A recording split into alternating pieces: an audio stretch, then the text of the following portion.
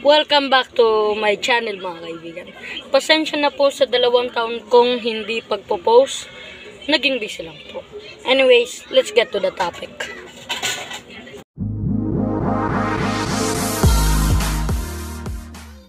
Ang pag-uusapan natin ngayon ay ang polymath na si Al-Khwarizmi.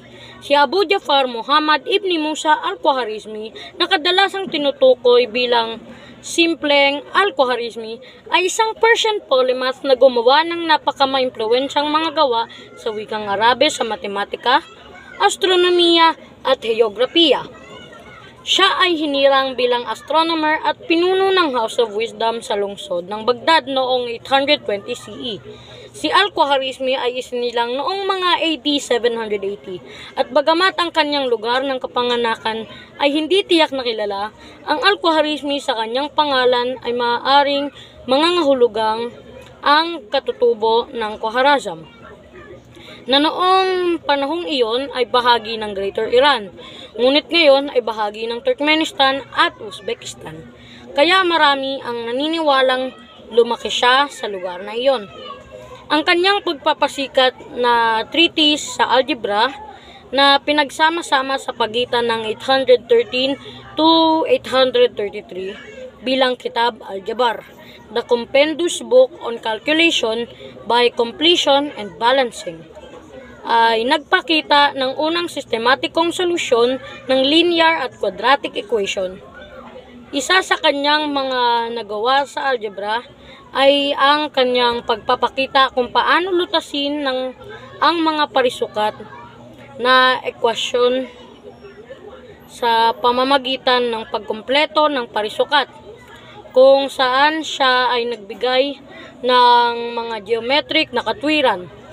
Dahil si Khwarizmi ay ang unang tao na tinatrato ang algebra bilang isang independenteng disiplina at ipinakilala ang mga pamamaraan ng pagbawas at pagbalanse, ang transposisyon ng mga ibinawas na termino sa kabilang panig ng isang equation. Iyon ay ang pagkansela ng mga katulad na termino sa magkasulungat na panig ng equation. Siya ay inilarawan bilang ama o tagapagtatag ng algebra.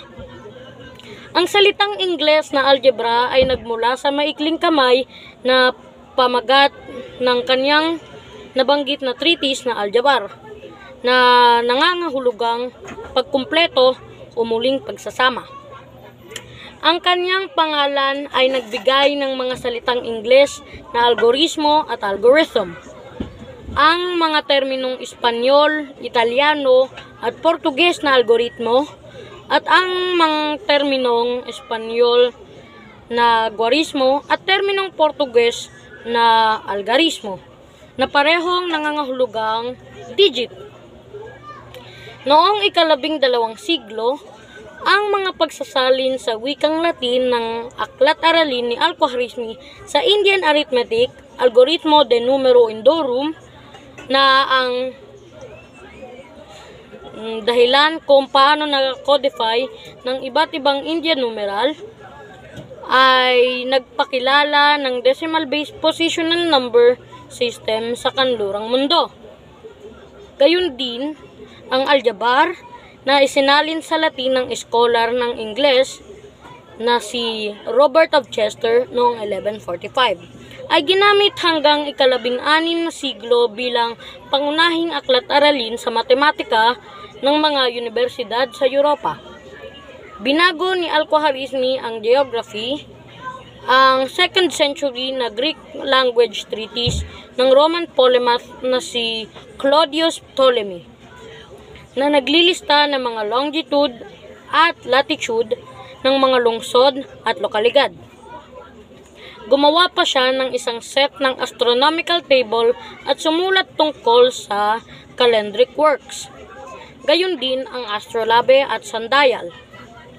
Si Al-Khwarizmi ay gumawa ng mahalagang kontribusyon sa trigonometry, na gumagawa ng tumpak na mga talahanayan ng sine at cosine, at ang unang talahanayan ng mga tangent. Inimbento din niya ang sine quadrant ang mural instrument, at gayon din ang shadow square, na lahat ay nakatulong sa atin upang mas maunawaan ang astronomy at ang mga pangunahing prinsipyo ng matematika. Batay sa tinanggap na takdang panahon ng kanyang buhay, namatay si Al-Khwarizmi sa edad na 70 sa Baghdad. Sinasabing namatay siya dahil sa katandaan, ngunit walang nakakaalam kung paano siya namatay. At doon po nagtatapos ang ating pagtatalakay sa kanya. Sana po ay may natutunan kayo. Kung may topic kayo na gusto nyong makover dito sa channel, i-comment nyo lang po.